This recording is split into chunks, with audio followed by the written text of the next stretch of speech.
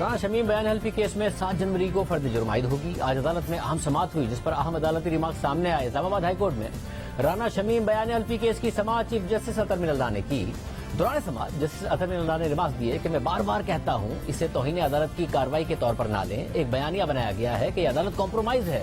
بیان حلفی کے بینیفیشریز کو اس کورٹ سے ریلیف ملا. سماعت کے دوران رانا شمیم کا اصل بیان حلفی سیلڈ لفافے میں عدالت میں پیش کر دیا گیا اور اس موقع پر رانا شمیم نے کہا کہ میں تصدیق کرتا ہوں کہ یہ میرا ہی بیان حلفی ہے. اس پر اٹارنی جنرل نے بات کی اور کہا کہ مجھے بھی ذرا دکھا دیں کہیں اس کا فونٹ کیلیبری تو نہیں. اٹارنی جنرل نے عدالت سے استدعا کی کہ بیان حلفی کی ایک مصدقہ نقل ہمیں بھی فراہم کی جائے.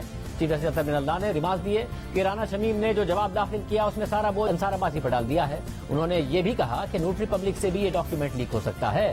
چیف جسٹس اطہر من اللہ نے ریمارک دیے کہ یہ معاملہ صرف سابق چیف جسٹس ثاقب نثار سے متعلق نہیں. بیان حلفی نے اس کورٹ کو مشکوک بنا دیا ہے. ایک ایسا بیانیہ بنا ہے جسے ہر کوئی سچ جان رہا ہے. اسی کورٹ سے 2 ہفتے بعد ریلیف بھی ملا تھا. چیف جسٹس نے لطیف آفریدی سے سوال کیا کہ یہ بتائیں عدالت ان حالات و واقعات میں فرد جرم عائد کرنے کا فیصلہ کیوں نہ کرے. لطیف آفریدی نے جواب دیا کہ میرے کلائنٹ نے بیان حلفی پبلک نہیں کیا, وہ استحقاقی دستاویز تھی.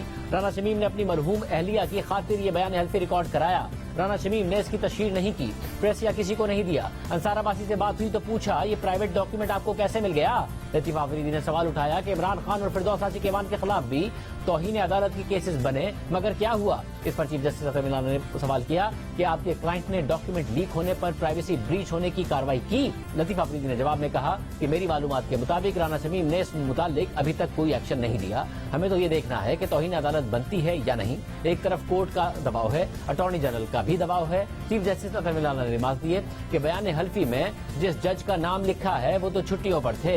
یہ بتائیں اس بیان حلفی کا بینیفیشری کون ہے. جواب میں رانا شمیم کے وکیل نے کہا کہ مجھے تو نہیں معلوم کہ بیان حلفی کا بینیفیشری کون ہے. رانا شمیم کو معلوم نہیں تھا کہ بیان حلفی دینے کے یہ نتائج ہوں گے. عدالت کے پاس اور بھی کیسز ہیں, نہیں سمجھتا کہ اس پر اتنا وقت ضائع کیا جائے. اس موقع پر جسٹس اطہر من اللہ نے سوال اٹھایا کہ کل اگر کلبھوشن بیان حلفی دے کہ یہ کورٹ کمپرومائز ہے, میرا کیس یہاں نہ چلے تو کیا ہوگا. یہ سنجیدہ معاملہ ہے جس کے نتائج ہیں, اسی لیے کورٹ نے اتنے عدالتی معاونین بھی مقرر کیے ہیں. یا آپ ثابت کر دیں کہ واقعی کورٹ کمپرومائز تھی. یہ ابتدائی سماعت ہے, آپ دلائل مکمل کریں.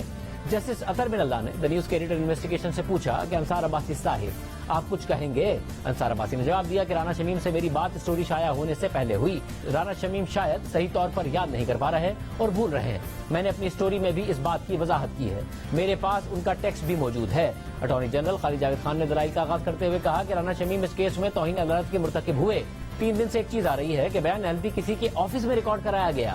حیرت انگیز طور پر اس کی کوئی تردید بھی نہیں آئی. اس پر رانا شمیم کے وکیل لطیف آفریدی نے کہا کہ رانا شمیم اس بات کی تردید کر چکے ہیں. تاہم اٹارنی جنرل نے دلائل جاری رکھتے ہوئے کہا کہ بیان حلفی کیس کے تمام ملزمان پر فرد جرم عائد کی جائے. اس موقع پر انصار عباسی نے کہا ہمارا کیس اظہار رائے کی آزادی کا ہے.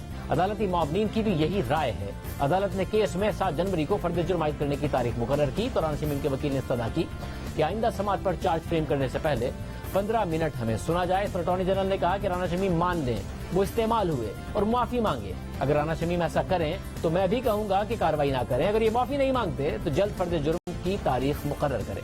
آج سماعت سے قبل سابق چیف جج گلگت بلتستان رانا شمیم پیشی کے لیے اسلام آباد ہائی کورٹ پہنچے تو صحافیوں کے سوالات پر انہوں نے کہا کہ بیان حلفی ریکارڈ کراتے وقت وہ اکیلے تھے. رانا صاحب جو کہا جا رہا ہے کہ آپ نے جو میاں صاحب کے ساتھ بیٹھ کے یہ الفاظ دیا, اس میں کتنی صداقت ہے؟ آپ کو اس پہ کامنٹ کریں گے؟ انہوں نے کام سے پوچھا نا, میں آپ نے اکیلے یہ الفنامہ دیا تھا؟ بالکل.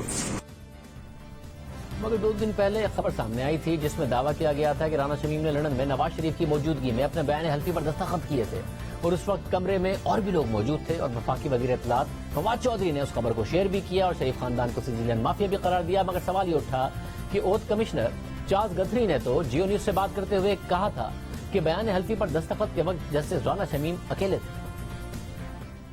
True and genuine paper. یہ سچی اور اصل دستاویز ہے. یہ بیان مجھے مؤثر طریقے سے دیا گیا. جس شخص نے اسے بنایا اس نے اپنا پاسپورٹ, قومی شناختی کارڈ دکھایا تھا. Produce their passport and national ID. یہ آزادانہ طور پر بنایا گیا.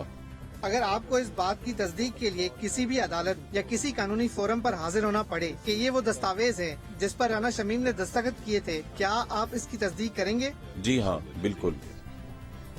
اب ان کی انٹرویو میں کہی گئی بات درست ہے یا پھر خبر میں جو ان سے منسوب بات کی گئی وہ درست ہے؟ اور سوال اٹھایا گیا कि ओथ कमिश्नर से इंटरव्यू नहीं लिया गया बल्कि किसी स्टिंग ऑपरेशन में उनका बयान रिकॉर्ड किया गया। इस हवाले से जी न्यूज के प्रोग्राम नया पाकिस्तान में खबर देने वाले सहाफ़ी इरफान आठवी से भी सवाल पूछा गया तो उन्होंने स्टिंग ऑपरेशन की तरदीद नहीं।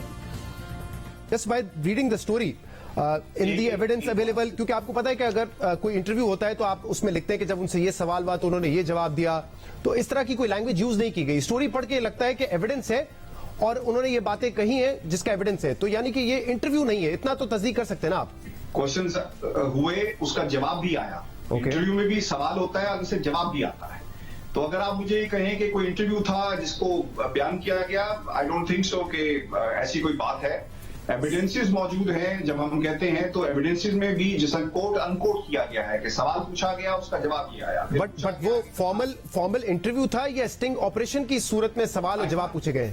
नहीं, मैं अभी इवन एट दिस लेवल मैं इस चीज को जो एविडेंसेस हैं आई कैन नॉट कंफर्म और डिनाई, और मैं कुछ ऐसा नहीं कह सकता कि ये स्टिंग ऑपरेशन था, किसी ने किया, करवा के दिया गया, एविडेंसेस कैसे कलेक्ट किए गए, but I confirm that these evidences do exist और जो मुश्किल में डाल देंगे बहुत सारे लोगों को।